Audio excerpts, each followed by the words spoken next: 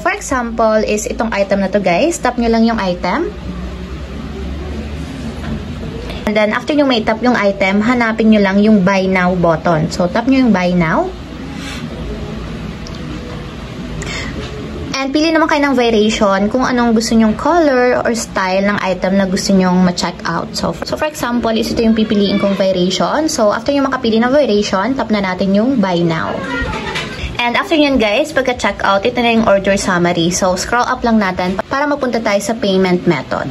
So, ayan guys, dito sa payment method, para magamit natin yung GCash, itatap nyo lang dito is yung View All. So, para makita natin lahat ng payment method dito. So, dito naman guys, i-scroll up nyo lang and hanapin nyo dito yung Payment Center e-wallet. So, tap nyo lang and then scroll up ulit natin. So, dito guys, hanapin nyo and itap nyo na yung GCash. So, tap natin. And then, after yan guys, ma-enable yung GCash. Tap natin yung confirm para ma-confirm.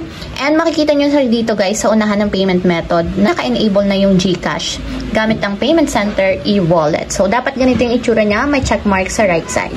So, after yung ma-enable yung GCash as payment method, tap na natin yung place order. So, make sure guys na may funds yung inyong GCash para yun yung magamit natin as payment. So, after yan guys, tap naman natin yung pay. So, ayan, magre-reconnect tayo or magre-redirect tayo sa ating GCash.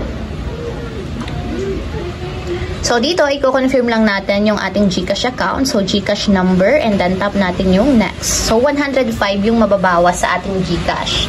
So, may OTP code na lalabas guys. So, lagay nyo lang dito sa blank spaces yung OTP code na magsasend sa ating GCash mobile number. So, ayan guys, after yung mailagay yung OTP code, tap na natin yung next. And dito guys, lagay lang natin yung ating PIN ng GCash. Then, after yung malagay yung PIN, tap natin yung next.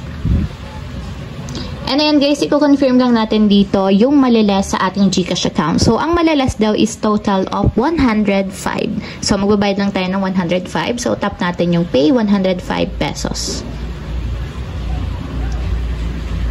So, ayan guys, ito yung confirmation receipt. So, save lang natin to para mayroon tayong resibo ng ating transaction. Kapag ganyan na, ibig sabihin, successfully paid na yung ating item gamit ang ating GCash. So, ayun.